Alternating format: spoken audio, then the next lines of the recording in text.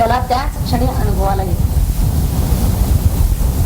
आणि म्हणून जीवनाची सार्थकता व्हायला हवी असेल तर त्यांनी आपल्याला इथं विवेक सांगितलेला आहे. कोणता विवेक?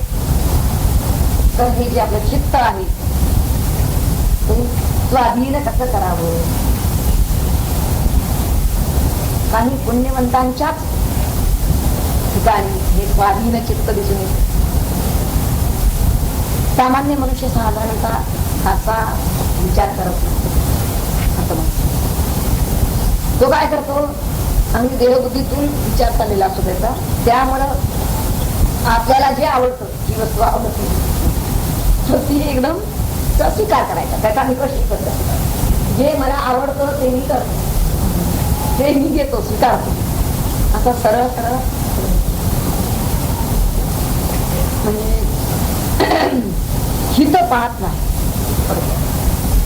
आणि ज्याच्या ठिकाणी विवेक आहे तो विवेक बुद्धीचा मनुष्य मात्र हिताहिताचा विचार करतो. हे मला हितावह आहे का आणि हे माझं यानं माझं अहित होणार आहे याचा विचार विवेक बुद्धी असणारा नसतो. इथे एक आपल्याला निश्चितपणे सांगावं लागेल की काही काही जण बरीच वर्ष साधना करत असतात, परंतु तरी त्यांची तक्रार असते की समाधान मिळालं नाही. आता ही जी तक्रार त्यांची येते याचं मूळ दुखणं काय आहे, खरं कारण काय आहे याचा जर शोध घेतला तर लक्षात येतं की त्यांच्या साधनेचा पायाच मुळात अशुद्ध असतो. साधना ज्या चित्तानं करायची आहे, आपल्याला भगवंतांनी दिलेलं खरं साधन काय आहे, कोणतंही काम आपण म्हणतो मनापासून करा.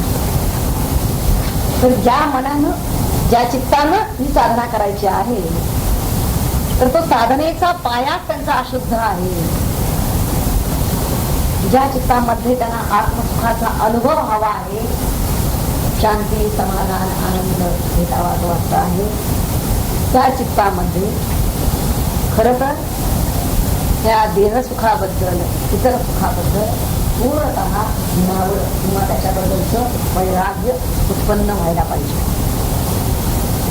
त्याबद्दलचं मिथ्यात्व पक्क दोषानुदर्शन असा शब्द वापरलेला आहे शास्त्राने. त्याला त्यामध्ये त्यांना गुण पाहता कामा नये. त्याला काय होणार आहे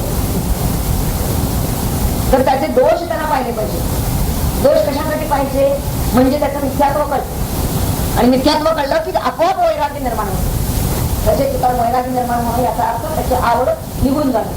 निगड हा राग, हा राग म्हणजे आसक्ती, आवड, ही आपोआप निगड व्हायला लागते त्याची. आणि ही होणं ही ज्याला आत्मराग हवा आहे त्याच्या देखील अत्यंत मोलाची. तो रसिक असेल तर तो फक्त आत्म्याच्या ठिकाणी त्याचं अपिक असतो. तोच एक रसोईचा आहे. इतर सर्व बाबतीत जर तो रसिक असेल तर तो आत्म्याच्या बाबतीत रसज्ञ नाही, त्याची पात्रता नाही, त्याचा अधिकार नाही असं समजा. तेव्हा त्या बाबतीत नेमकं काय, दोन गोष्टी लक्षात येतात. एक व्यक्ती आवडीनं देहसुख भोगती आहे आणि दुसरी व्यक्ती प्रारब्धानं वाट्याला आलं कर्तव्य म्हणून भोगते. आता या दोघांमध्ये फरक आहे.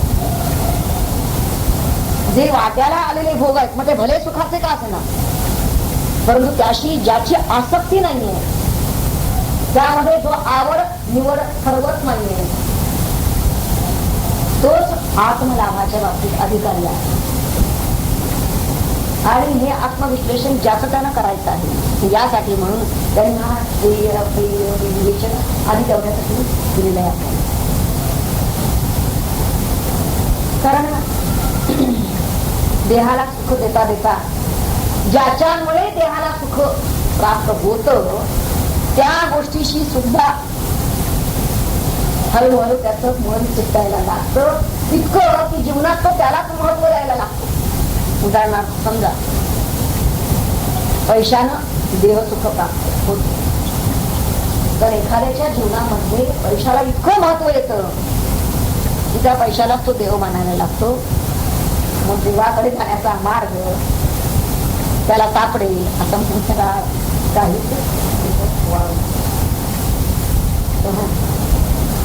काही साधक मात्र असे असतात की ते म्हणतात की आम्ही हे दोन्हीही साधणार स्त्रीला आणि केली फार मोठ्या भ्रमात असतात.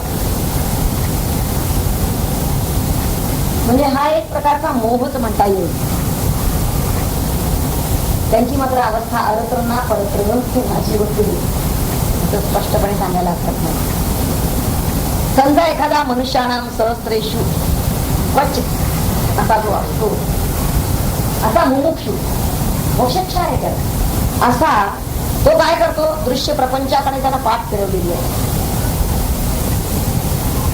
म्हणा, आणि आत्मप्राप्तीसाठी मात्र प्रयत्नशील आहे. हो असा तो झालेला आहे बरं का. पण त्या मोक्षेच्छे बरोबर त्यानं अजूनही आपल्या चित्ताची पूर्ती छाननी केलेली नाही. म्हणून पुरतं विश्लेषण जर केलेलं नसेल, हे आत्मविश्लेषण आधी करणं अत्यंत आवश्यक आहे. ते आत्मपरीक्षण एवढ्यासाठी हे मंत्र येतात सुरुवातीला देवगीमध्ये. अजून आत्मविद्या सांगितलीच नाही त्यांनी. आणि वास्तविक तो इतका तळमळतो आहे हे मला सांगा तुम्ही म्हणून नचिकेता. अशीच एखाद्या मनुष्याची किंवा साधकाची अवस्था. पण सद्गुरू असं आत्मविद्या एकदम कधी सांगत नाही. का सांगत नाही?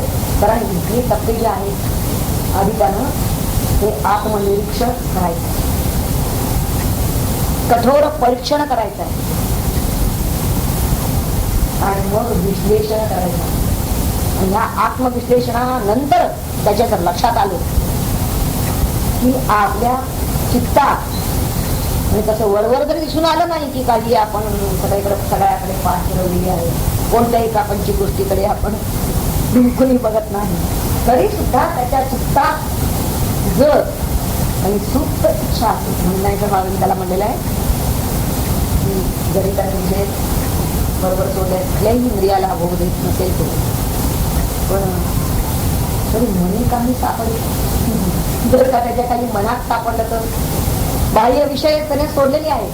म्हणजे बाह्य काय आहे, इंद्रिय आहेत, इंद्रियांनी सोडले विषय, भले इंद्रियांनी विषय सोडलेले असो, पण मनामध्ये जर कुठून तरी एखादा चुकून एखादा जरी विषयाचा अर्थ शब्दस्पर्श रूप रसगंध यातील एखादा जरी चिकटलेला असेल सुप्त मनामध्ये आणि त्याला जाणवत नाही, पण सूक्ष्म स्वरूपामध्ये जर लपलेला असेल, जोपर्यंत अशी स्थिती आहे तोपर्यंत ते मन शांत नाही आहे की नाही हे त्याला ध्यानाला बसल्यानंतर कळेल.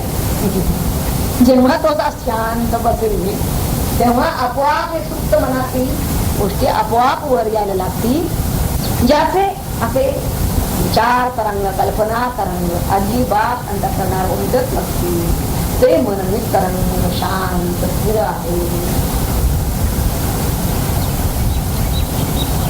आणि जर नसेल तसं तर मात्र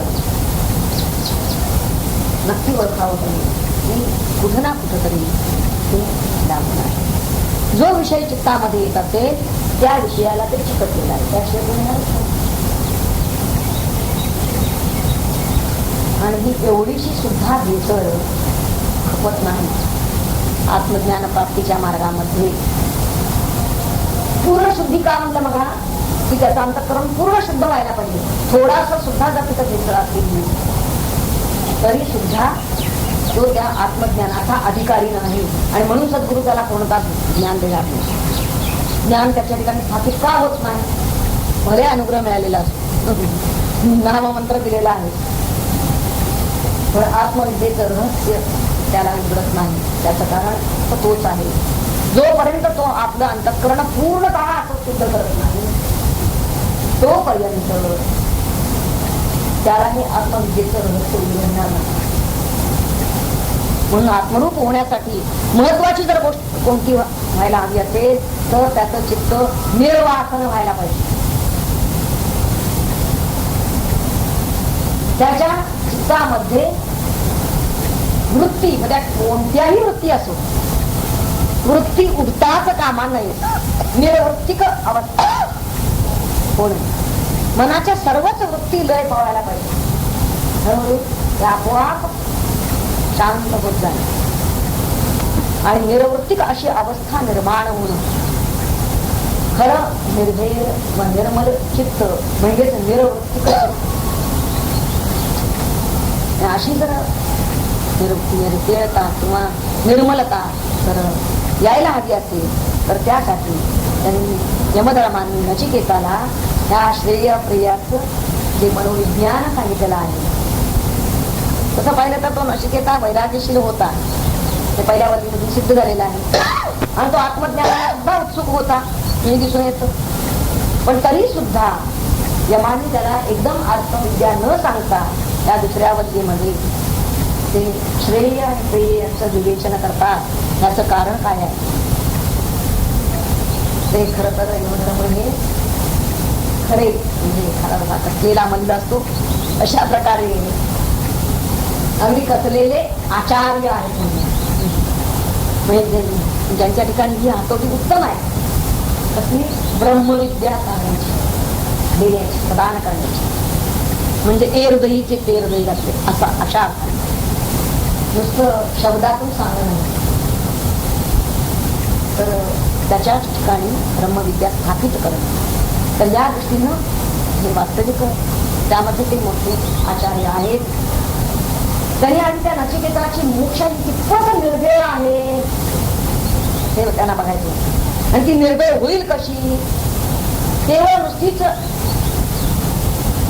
मोक्षा निर्भय असून चालणार नाही, तर ती एकाग्रही व्हायला पाहिजे. आणि एकाग्र नको आहे. आता तुला काय आणखी पाहिजे?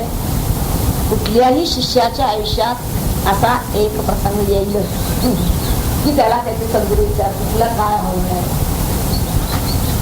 कोणतेही झाले तरी सद्गुरू एकदा काय असं त्याला विचारणार तुला काय पाहिजे. त्यावेळी त्याच्या तोंडातून काय यावं? परीक्षा आहे त्याची, परीक्षेची वेळ आहे. खरं तर तो एकाग्र म्हणजे त्या आत्मप्राप्तीला फक्त चिकटलेला आहे की आणखी काही अनेकाग्र आहे हे तिथं सिद्ध होईल. तेव्हा त्याची मोक्षा किती एकाग्र आहे हेच हवं.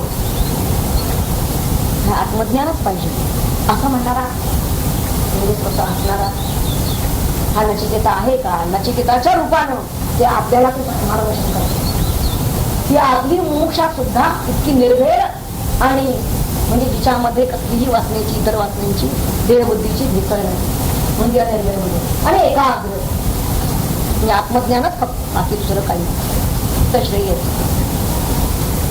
अशी एकाग्रता आपली होईल कशी? म्हणजे अशी जर झाली तरच आत्मलाभ होईपर्यंत ते टिकून राहते. इतकंच काय तर ती अधिकाधिक तीव्रतम होत जाते. तशी असेल तर होते, नाहीतर सुरुवातीला अगदी गुरूंच्याकडे जाणारे खूप उत्साह असतो त्यांचा, ध्यानालाही भरपूर बसत असतात.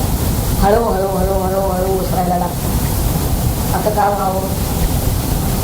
कारण त्यांच्याजवळ ही निर्भयता नाही आणि ही एकाग्रता नाही.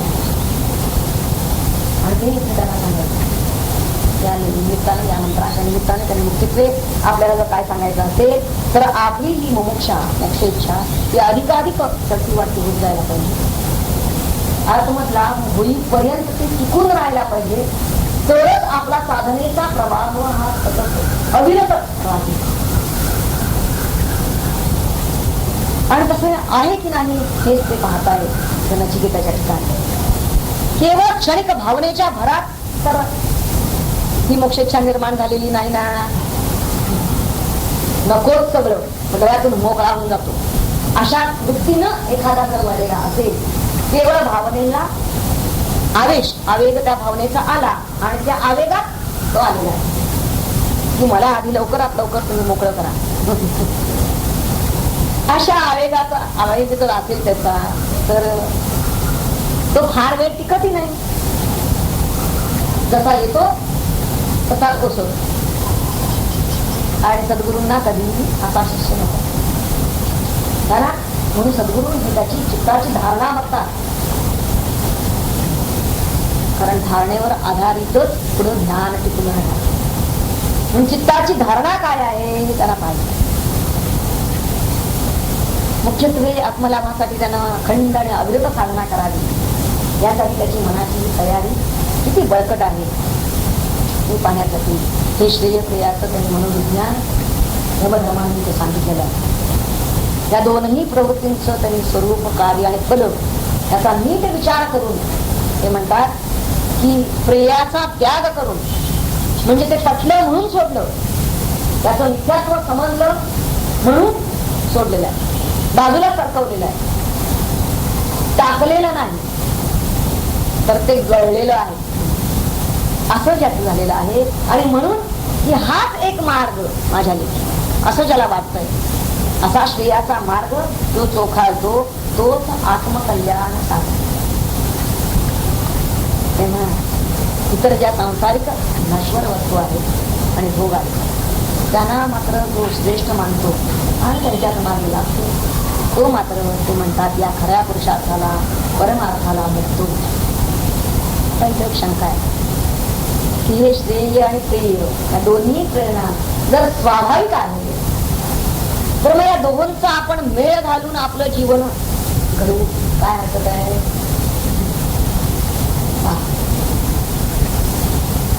हा श्रेय प्रेय किंवा भोग मोक्ष हे दोन्ही एकत्र करण्याचा मोह काही माणसांना होतो, बऱ्याच जणांना होतो. कितीतरी साधक लोक यामुळे फसतात. तेव्हा हा मोह कसा फसवा आहे धर्माने बजावून सांगितलेलं आहे की श्रेय आणि प्रेय ही दोन केवळ वेगळी वेगळी अन्यात अन्यात असं दोन्हीलाही शब्द वापरलेले आहेत त्यांनी आणि ते हेतुपूर्वक वापरलेले आहेत. दोन्ही भिन्न भिन्न आहेत, वेगवेगळे आहेत, नानार्थ त्यांचं स्वरूप, त्यांचं प्रयोजन, फल सर्वच भिन्न आहे. तेव्हा इतकंच काय तर त्यांचा स्वभावच परस्परांना मार्ग आहे. दोन्ही एकत्र घेतो मंडळ तर ते शक्यच नाही. दोघांची ही घडण ही एकमेकांना वगळणारी आहे. म्हणजे एक असेल तर दुसरं नाही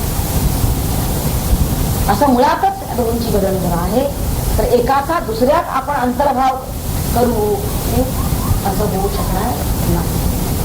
कारण मुळातच श्रेय हे विद्यास्वरूप आहे आणि प्रेय हे अविद्यास्वरूप आहे. श्रेय हे विवेकात्मक आहे तर प्रेय हे अविवेकात्मक आहे. एक प्रकाशमय आहे तर दुसरं अंधकारमय आहे. एकाचं फळ मुक्ती आहे आणि दुसऱ्याचं फळ संसार आहे. एकानं विसावा भेटणार आहे तर दुसऱ्यानं भ्रमंतीत भ्रमंती कसली जन्म मरण अनेक देहा देण्याची भ्रमंती. एक तृप्ती देणारा आहे तर दुसरा सदैव अतृप्ती. तेव्हा श्रेय आणि प्रेय हे केवळ भिन्नच नव्हे तर ते समप्रकाशवत संपूर्णतः विरोधी आहे हे या मंत्रांना आपल्याला सांगितलं. म्हणून यमधर्माने श्रेय प्रेयाचं हे जे तुलनात्मक असं विवेचन केलेलं आहे ते एवढ्यासाठी की त्या श्रेय मार्गाचा महिमा आपल्याला करावा, त्याचं महात्म्य आपल्या लक्षात यावं. म्हणून नचिकेताचं निमित्त करून त्यांनी आपल्याच हृदयामध्ये फसवण्याचा प्रयत्न केलेला आहे यमधर्माने. कारण प्रेय मार्गाने गेलेल्या माणसाच्या आयुष्याची कशी माती होते हे त्या पुढील मंत्रांमधून आता सांगितलेलंच आहे. त्याचं चित्र ते पुढील काही मंत्रात रेखाटणार आहे. यमधर्माने दिलेलं हे श्रेय आणि प्रेय या प्रवृत्तींचा म्हणजे एकाचं विधिपर आणि एकाचं निषेधपर असे जे मनोविज्ञान आहे त्याच्या कार्याने त्याने आपल्याला आपलं जीवन आपण कसं घडवावं की ज्यामुळे हळूहळू आपली भोगवृत्ती उपशम पावायला लागेल आणि मग आपलं मन शांत म्हणजेच निस्तरंग आणि स्थिर होईल. आणि अशा निस्तरंग पारदर्शक झालेल्या मनामध्ये ही आत्मदर्शन आपल्याला करेल की ज्यामुळे आपण कृतकृत्य होऊया. दुसऱ्या मंत्रामध्ये यमधर्म आपल्याला हा नीर क्षीर विवेक आहे. दुसरा मंत्र पाहूया आपण. श्रेयश्च प्रेयश्च मनुष्यमे ततस्तौ संपरित्य विविनक्ति धीरा. श्रेयो हि धीरो हि प्रेयसो वृणीते. प्रेयो मन्दो योगक्षेमात् वृणीते. अन्वय बोलूया. श्रेयाच प्रेयाच मनुष्यम एतः. दुसरी ओळ आहे धीरा तौ समुपरित्य विविनक्ति. पुढे ते म्हणतात धीराही प्रेयसः श्रेयः अभिवृणीते. मंदः योगक्षेमात् प्रेयः वृणीते. सगळ्यांचा अर्थ लक्षात आला असेल आपल्या मगाच्या विवेचनावरून. श्रेय आणि प्रिय हे मिश्रित होऊन ते मनुष्याला प्राप्त होतात. हे सगळं भगवंतांनी काय केलेलं आहे, कालाकडून ठेवलेलं आहे. आपण फक्त बुद्धिमत्ता बुद्धी ही विवेक शक्ती म्हणजे विवेचन म्हणजे निवड करणे. विवेचन शक्ती म्हणजेच निवड करण्याची शक्ती. तर त्या शक्तीनं आपण काय करायचं आहे, त्या श्रेय प्रियांचं आधी चांगलं आलोचन करायचं. त्या प्रत्येकाचं कशाकडचं स्वरूप आहे, त्याच्यातून काय मिळणार आहे हे आधी आपण पाहायचं आहे. आणि मग नंतर पृथक्करण करायचं आहे. आणि मग ते म्हणतात जो कोणी धीरा असेल, धीरा म्हणजे धीमान खरा शहाणा, तो प्रेया होऊन श्रेय अधिक इष्ट आहे आपल्याला.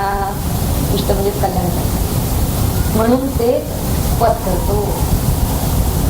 पण जो मंद असतो, मंद म्हणजे त्यांना सांगायचं मूढा अज्ञान, तो मात्र योगक्षेमासाठी म्हणून प्रेय इच्छितो. योगक्षेमाचा अर्थ साधा सरळ घेतो, उदरभरण. आणि त्या उदरभरणामध्ये सगळं देहभरण आहे, सर्व देहाची सुख लागली आहे. तेव्हा अभ्युदय आणि श्रेयस हे दोन्ही मिळवणं आपल्या स्वाधीन आहे असेल. पण तरी सुद्धा त्यांच्या साधनांचं अनुष्ठान मनुष्याला करता येणं शक्य असताना सुद्धा पुष्कळ लोक निश्रेयसाचा त्याग करतात आणि अभ्युदयाची आकांक्षा करतात. याचं कारण या मंत्रामध्ये त्यांनी सांगितलेलं आहे की ते मंदहा असतात. परत सांगितलं की दोन्ही जरी आपल्या स्वाधीन असले, निवडायचं हे आपणच ठरवणार असलो तरी सुद्धा मंद बुद्धीचे लोक मात्र त्यातला फरक त्यांना न कळल्यामुळे असं म्हणतात ते ह्या दोघांचं मिश्रण करतात आणि दोन्ही एकच समजतात. ती पहिली चूक करतात. या दोन्हीला ते एकच समजतात. यातच माझं कल्याण आहे म्हणतात. म्हणजे कशात, प्रेयातच माझं कल्याण आहे, प्रेय आहे असं समजतात. दोन्हीलाही समजतात म्हणतात. तेव्हा विचारी मात्र लोक जे असतात ते श्रेय आणि प्रेय यांचं मिश्रण जरी असलं तरी सुद्धा त्यातलं महत् काय आहे, श्रेष्ठतर कोणता आहे याचा पूर्ण विचार करून त्या दोहोंमधून प्रियापेक्षा श्रेयच मला कल्याणकारी आहे असं लक्षात घेऊन त्यातच ग्रहण होता. पुन्हा जो दुसरा मंत्र येतो, या मंत्रातून अगदी यमधर्माने पूर्णतः शिक्कामोर्तब केलेला आहे की शहाणपणाची गोष्ट कोणती असेल तर श्रेय मार्ग स्वीकारणे. आणि जर कुणी अजूनही श्रेय मार्गाला चिकून असेल थोडक्यात मनाचं मनपणच घालवून द्यायला ते सांगता येईल. लक्षात घ्या, मनाचं मनपण कशात आहे, आवड निवड यामध्ये. आवड नावड जे आवडतं ते नावड, राग द्वेष म्हणतो मनाचा धर्म. पण ते मनाचं ते मनपण जे आहे तेच जर पूर्णतः गेलं तर अगदी काम करणार मात्र सोपं झालं. अपवाद त्या मनाच्या अतीत गेल्यानंतर त्याला हे आत्मदर्शन घडणे अत्यंत सुलभ होते. म्हणून त्यांनी प्रिय मार्गाला इतकं पुन्हा जे सांगितलेलं आहे की हा त्याला आत्मज्ञानापासून च्युत करणारा मार्ग आहे. या मार्गाला त्यानं कधी जाऊ नये. खऱ्या साधका ज्याला तळमळ आहे त्यानं त्याच्या देखील हा मार्ग उचित नाही. यासाठी आपण आता वर्धानंद मार्गांची टीका वाचूया.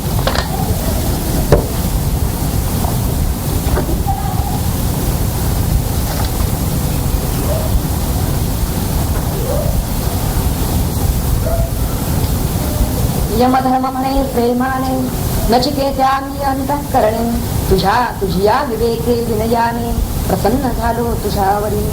अरे या लोकी व्यवहार गमतीचे असती फार उणीव दिसते सर्व दूर विवेकाची विचाराची. श्रेय प्रेय अशी जोडी उभी राहते घडोघडी. प्रेयात उमटे आवडी हित सामावे श्रेयामध्ये. बहुधा एकमेकाहून श्रेय प्रेय वेगळे पूर्ण त्या दोघांचे अधिष्ठान मिळे कृतीसी मानवाच्या. नाना प्रकारांनी लोक कर्मे करतात अनेक त्या सर्वांना प्रेरक श्रेय प्रेय हेची असे. यात श्रेया स्वीकारुनी वागती जे लोकजनी सदैव त्यांच्या वर्तनी न्यायनीती धर्म दिसे.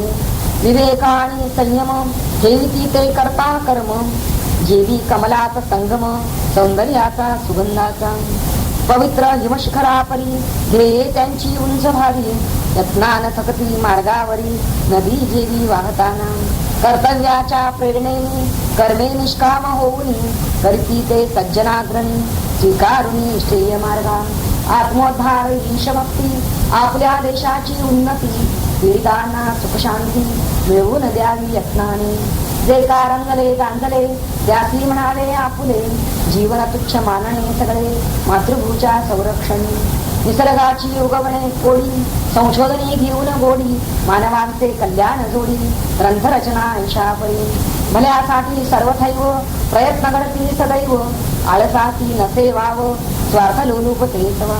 कशी सूर्याचे प्रकाशने मेघाचे जलवर्षणे भूमी जशी निर्लोभतेने कळी धारण वनस्पती. श्रेयासाठी तशा कृती उदात्त मंगल असती असी धारण जगताचे निश्चिती होत असते याचे योगी.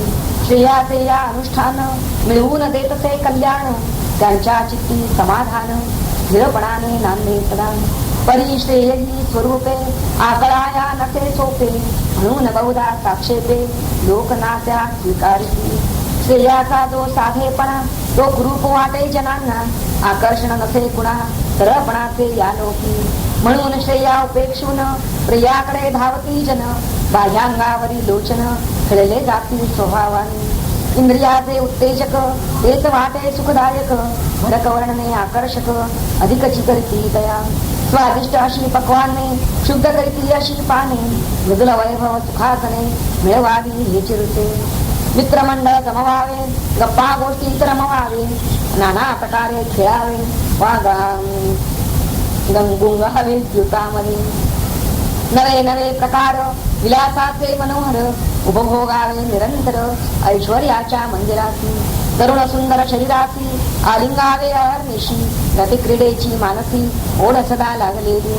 सत्ता आणि संपत्ती विकत घेता येती कीर्ती हे सारे मिळविण्याप्रती उद्योग नाना उभारावे. तेथे धर्म अथवा नीती यांची करावी नाक्षिती रूप आपुल्या पोळी वरती ओढून घ्यावे कैसेही अशी वृत्ती ठेवून प्रियापाठी धावती जन. परिणाम काय याचे भान ठेवी ना कुणी कधी. विलासाची जी साधने जीवनमान मोजिती त्याने संपत्तीच्या प्रमाणाने माप घेती प्रगतीचे. आपुली आवड अथवा व्यसन त्यात प्रेम म्हणती जन. त्वचा सिंहाची पांघरून खरे जेवी मिरवावे. वस्तुता बघता विचारे प्रिय हे ना प्रेम खरे. प्रेम हे तत्वता वारे पर्याय शोभे श्रेयाचा. पहा स्वार्थाचा लवलेश करून शके प्रेमा स्पर्श. ओढ नसे या खलास विषय सुखाची थोडी. प्रियाकडून काही प्रेम खरे मागत नाही, परी प्रियास्तव सिद्ध राही सर्वस्वाच्या समर्पणा. भक्ती जिला असे म्हणती तेच प्रेम निश्चिती, भाव उत्कट असून चित्ती प्रेम न सोडी धीर करा. असे प्रेम उदात्तता कृपण कृतज्ञपणा वा निर्लोभता यांची न प्रिया महत्ता लाविले त्या देशोधरी. जीवन भाव पैसे प्रतीक वाटे उन्नतीचे, स्वास्थ्य शांती आरोग्याचे मूल्य काही वाटते ना. वातावरण जल जीवन यांचे झाले प्रदूषण, विशाल वैभवी नगरातून नरक लागे नांदाया. केवळ प्रियाची परिणती हीच होतसे निश्चिती, तरी कुणा ना त्याची खंती प्रिया पाठी धावताती. ते तळांचे धडपडणे दिसते फार केविलवाणे, झुरळ पडता उताणे धडपडते जेवी पहा. रोग वाढती शरीरात चित्त तळमळे अस्वास्थ्यात, नाना परीच्या संशयात बुद्धी जाते गोंधळून. परोपरीचे वाढते ताण देहा मना आणि ती शीण, त्यातून सुटाया रंजन शोधिती ते जे हीनती. वैफल्याने शेवटी जीवन होते हिंपुटी, आपण जगतो कशासाठी हेच होई कळेनासे. पणा लावून सारी शक्ती प्रिया पाठी जे धावती, असे भीषण परिणाम होती तयांच्या त्या वर्तनाचे. श्रेय प्रियाची ही जोडी संभ्रमात मनुष्या पाडी, प्रिय इंद्रिया सहज ओढी श्रेय पटते विचाराने. श्रेय प्रियाची करणे निवड. दुसरा मंत्र सुरू झालेला आहे. सदाच जाते अवघड का ती लोभ मोहाची झापड, पडते विचार दृष्टीसी खुळे खुळे तर्कवाद सद्विचारा आणि ती बाध. श्रेय प्रियाचा तेने शोध घेणे कठीण होते बहु. श्रेय प्रियाचे मिश्रण व्यवहारी राहते भरून, जाणणे त्यांचे वेगळेपण कर्तव्याची इष्ट असे. परिणामाचा विचार करून या पुरुष धीर, वरिष्ठ याचा स्वीकार पसाऱ्यातून प्रियाच्या. या कामी शास्त्रादेश सहाय्य करीती विशेष, निज अनुभवे तत्पुरुष वाट नीट दाखविती. असता तितिक्षा संयम श्रद्धावंतान होती श्रम, मार्ग तेने निरुपम कल्याणाचा चालताये. परी माणसे मंदगती मंदमती प्रेयतेची निवडती, मनी त्यांच्या असते भीती सर्वदा योगक्षेमाची. न मिळे ते संपादने मिळाले राखून ठेवणे, द्रव्याधिकते प्रयत्नाने तरी जगणे सुखावं. ऐसे म्हणून काय पुढे वाट्या येईल त्याचे कडे, दुर्लक्ष करून बापुडे मानव होती प्रियार्थी. आमिषाला भरून मासा मरण उडवून गेली जसा, हरिणापायी पडतो फासा गायनाची भुलल्याने. एका मागे एक जाती मेंढ्या जीवी मंदमती, प्रिया करता धाव घेती लोक तेही अविवेकी.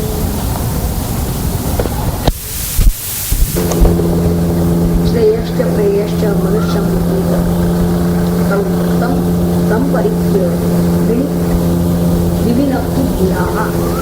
श्रेयो हि धीरोऽपि प्रेयसो गुणीते, प्रेयो मंदो योगक्षेमात् गुणीते. या मंत्रावरचा प्रार्थ वगैरे पाहिजे ते विशेष होऊन मनुष्याला प्राप्त होत असतात.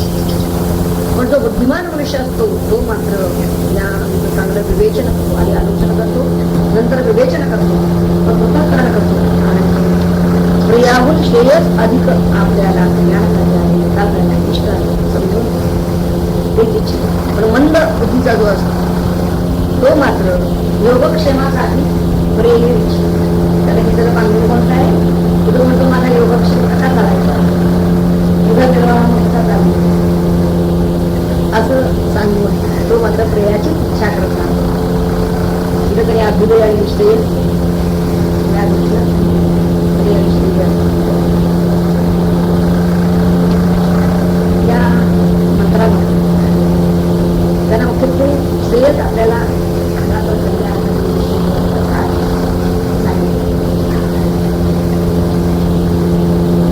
परमार्थी लागले तरीच याचे सात्विकच आहे.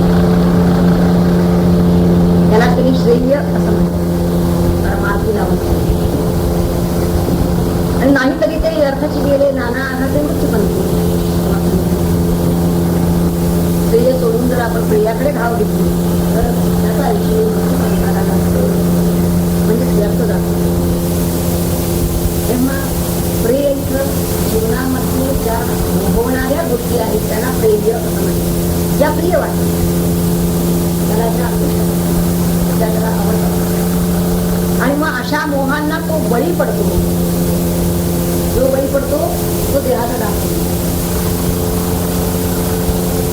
देहाचे दास जे आहे त्यांना मंद बुद्धीचा ते कसे आहे बेयो मंदो म्हणून ते योगक्षेम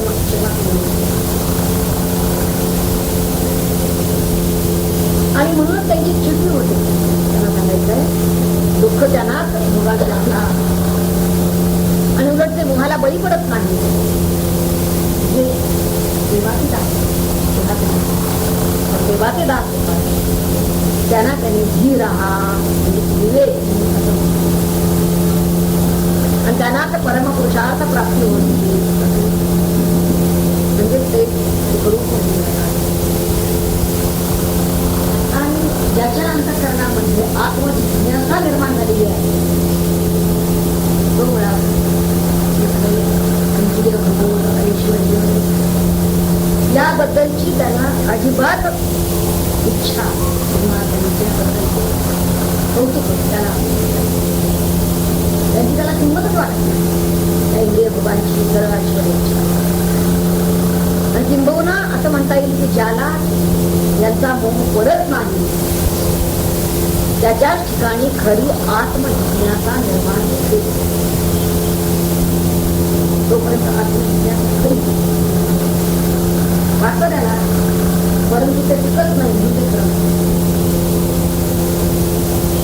यावरचं वास्तव हो पण काय नाही. म्हणजे आवड आहे हो पण सवड नाही असं तो सांगतो. त्याच्या ठिकाणी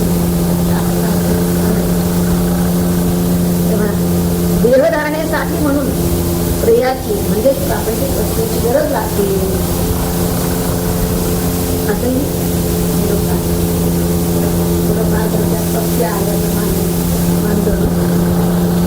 पण गंमत अशी आहे त्यामध्ये सुद्धा जर विचार करू लागलो देहाला जे हवं आहे आता त्याला वाटतं किमान गरजा आलेली आहे त्या कितीही जरी मिळाल्या गरजा प्रत्येकाच्या व्यक्ती न राहतात.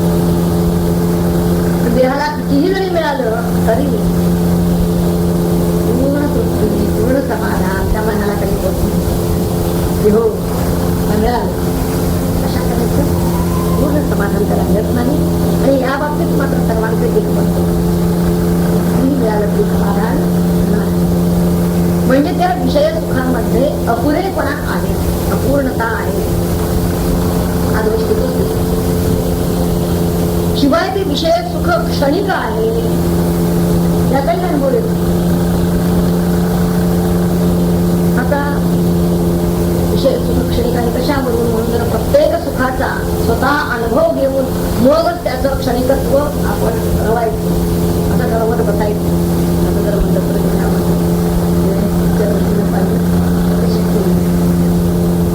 चितावरून भाताची परीक्षा करायची तसं एखाद दुसऱ्या विषय सुखाच्या बाबतीमध्ये अनुभव घेतला आणि त्या अनुभवावरून मनुष्यानं काय करावं विचारानं त्यानं त्याचं क्षणिकत्व किंवा त्याचं अपूर्णत्व हे निश्चित करावं.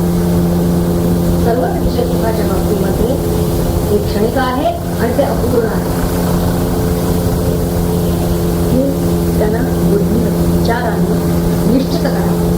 आणि मग त्याचं व्यर्थ म्हणजे त्याचं विचार लक्षात आलं कारण ते आधी त्याला समजायला पाहिजे आणि मग ते उमगलं की मग त्याचा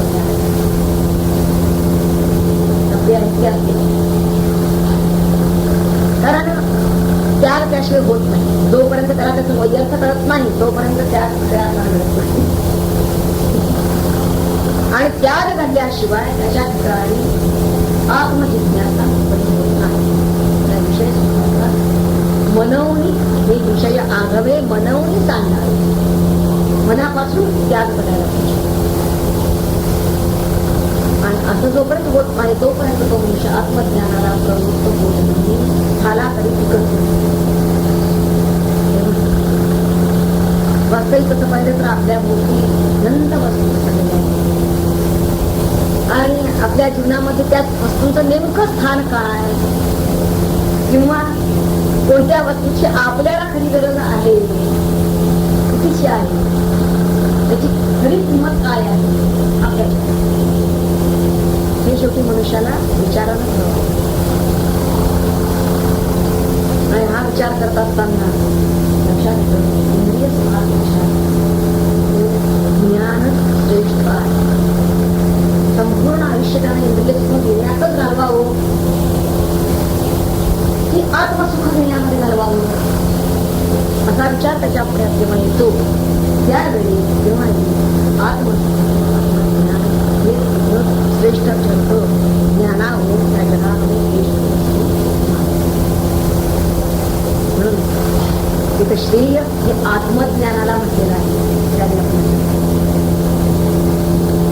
त्या श्रेयाचं महत्व जरी पटलं, शास्त्राला सांगितलेलं आहे, माणसांनी सांगितलं, महत्व पटलं, पण पटवून सुद्धा त्याचा अंगीकार करण्याचं धाडस श्रेयच पत्करणे असं काही प्रत्येक जण करतोच असं नाही. ज्याला याला महत्व पटलेलं आहे. आता या श्रेयाच्या मागे त्याला जावं असं जरी वाटलं तरी सुद्धा मध्ये मध्ये त्याला प्रेय अडवून धरतं, अशी त्याची तक्रार आहे. सुखाची लालसा त्याला आली कुठेतरी ती सुप्त मनात प्रार्थना राहिलेली आहे, सुखाची इच्छा. आणि ज्यावेळी ते देहसुख त्याच्यापुढे उभं राहतं त्यावेळी त्याची श्रेयाची इच्छा अध्यात्मदृष्ट्या श्रेय आणि प्रेय यांच्यामधील हा द्वंद्व जे आहे ते वास्तविक अनादिकालापासून मांडलेली पंच आणि परमार्थ यामधील द्वंद्व आणि म्हणून त्यानं प्रपंचाची हेळसांड न करता परंतु विवेक जागृत ठेवून आपलं चित्त भगवंताकडे म्हणजे आत्मज्ञानाकडे आपलं चित्त गुंतवणं, त्या गुंतवण्याचा अर्थ चित्त आत्मज्ञानालाच कसं ठेवून राहिले यासाठी त्यांना अभ्यास केला पाहिजे. आणि जर तशी त्या बाबतीत काय होतं, देह सुखाची जशी गोडी वाटते तशी त्याला आता भगवंताची गोडी वाटायला त्यांचं म्हणणं असं आहे. आणि त्यासाठी त्यांना प्रयत्नशील राहिले पाहिजे. म्हणजे त्याला प्रयत्नांचं महत्व जे आहे सगळे प्रयत्न जे नियमनाचं स्वातंत्र्य आहे ते त्याला तिथं दाखवायला पाहिजे. सर्व महात्म्यांनी संतांनी सर्व शास्त्रकारांनी हेच सांगितलेलं आहे की मनुष्याला मिळालेलं क्रियमनाचं स्वातंत्र्य कर्म करण्याचं त्याला अधिकार आहे, स्वातंत्र्य आहे. प्रयत्नाचा त्यांनी गौरव केलेला आहे, परंतु हे प्रयत्न प्राबल्य त्यानं या परमात्मा आणि प्रपंच हा होत असतो तो इथे प्रारब्ध प्रबल आहे, इथं प्रयत्न प्रबल नाही हे त्यांना अगदी लक्षात ठेवावं. आणि प्रयत्न प्राबल्य हे मुख्यत्वे परमपुरुषार्थ म्हणजे परमार्थाच्या बाबतीमध्ये तो जितका प्रयत्नशील असेल त्या प्रमाणात तो श्रेय मिळवणार आहे. आता हे जे प्रेय आणि श्रेय याबाबतचं जे कशा प्रकारे हे मानसिक बदल घडत जातात किंवा त्याचे स्तर कसे कसे उंचावत जातात हे जरा आपल्याला पाहिजे. सामान्य माणसाला आधी काय असतं, प्रेयाची आवड आणि श्रेयाची नाव. आता नंतर अनुभवाने म्हणजे सतत प्रेयामध्ये असल्यामुळे सतत प्रेयाचा अनुभव तो घेतो आहे, विषय सुख भोगतो आहे. काय होतं, त्याला प्रेयातील दोष दिसायला लागतात पहिले. आणि हे सर्वांना दिसत असं नाही, विषयासक्त जीवांच्या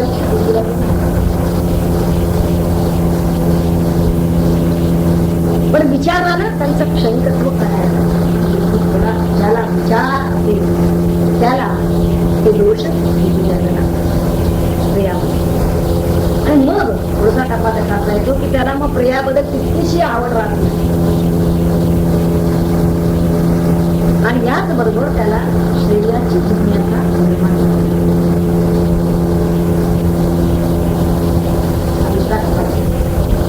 आता यानंतर असं घडतं की प्रियाबद्दल त्याला कधी कधी तितकाच वाटायला लागतो आणि श्रेय त्याच्याबद्दल त्याला ओढ वाटायला लागते. हे अजून त्याला दूर आहे परंतु आता मात्र त्याला त्याची ओढ वाटायला लागते.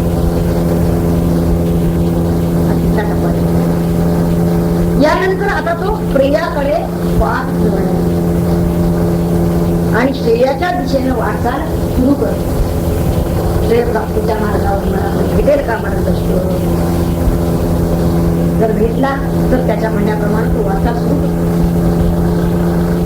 पण या वाटचालीमध्ये सुद्धा कधी कधी त्याला प्रेय हे मोह पाडतो आणि त्या मोहाच्या क्षणी क्षणकाळ जरी तो मोहित झाला असला तरी त्या क्षणानंतर लगेचच त्याचं चित्त हे खंत करू लागतं की आपण क्षणकाळ का असेना मोहाला बळी पडलो याबद्दल त्याच्या मनाला आणि मग मात्र तो त्याच क्षणी श्रेय मार्गावर दृढ राहण्याची